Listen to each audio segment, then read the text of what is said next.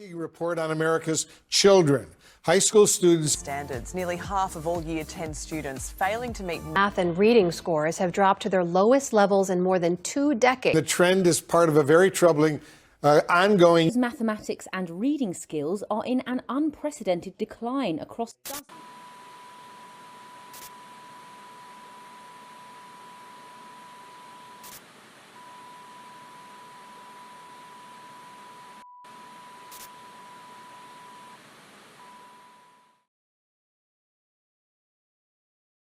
Pernahkah muncul sebuah pertanyaan di benak kita?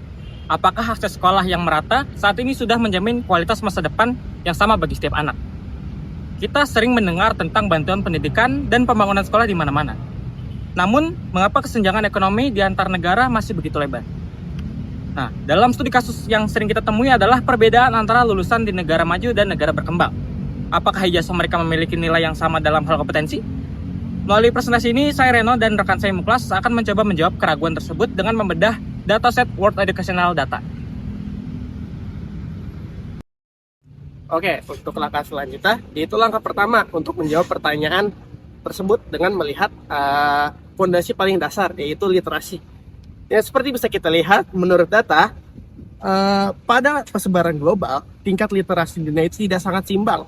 Ada area-area yang sangat gelap, yang menandakan literasi itu sangat tinggi, namun banyak wilayah yang berkembang tapi masih tertinggal.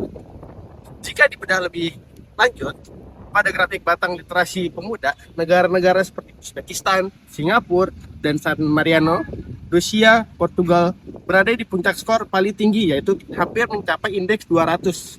Hal ini membuktikan bahwa negara-negara tersebut sistem pendidikannya telah berhasil menuntaskan masalah buta aksara secara total. Namun, tantangan besar masih membayangi negara-negara di bawahnya seperti Indonesia, terus Filipina, dan Vietnam. Setelah literasi, muncul pertanyaan berikutnya. Apakah efektivitas pendidikan ini berlaku adil untuk semua gender?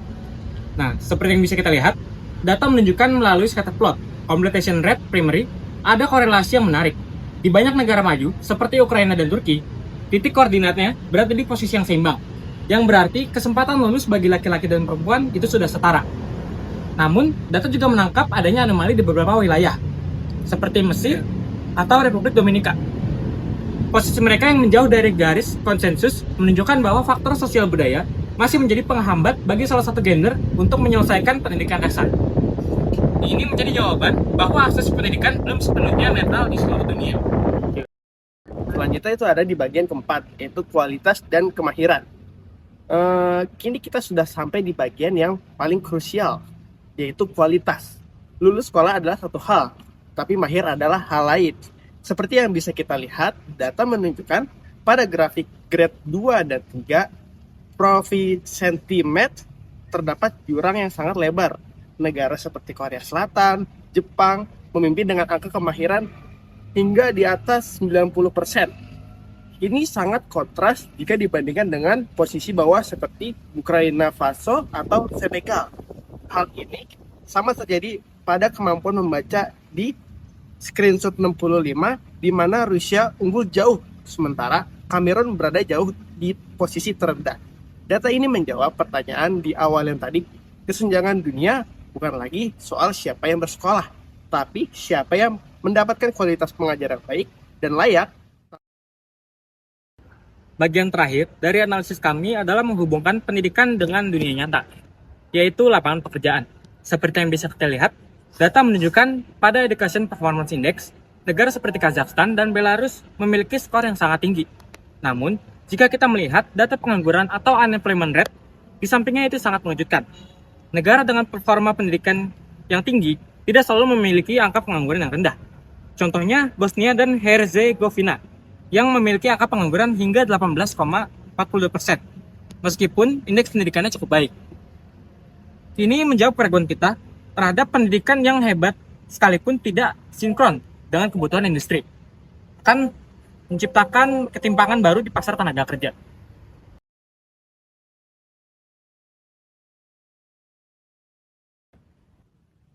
Sebagai kesimpulan dan juga sebagai penutup, rangkaian data yang telah kami sajikan memberikan gambaran utuh bahwa dunia memiliki pekerjaan rumah yang sangat besar.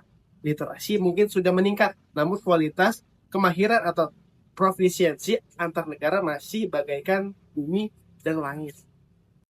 Kesimpulan akhirnya, pendidikan memang kunci, namun kualitas dan relevansi dengan dunia kerja adalah gemboknya.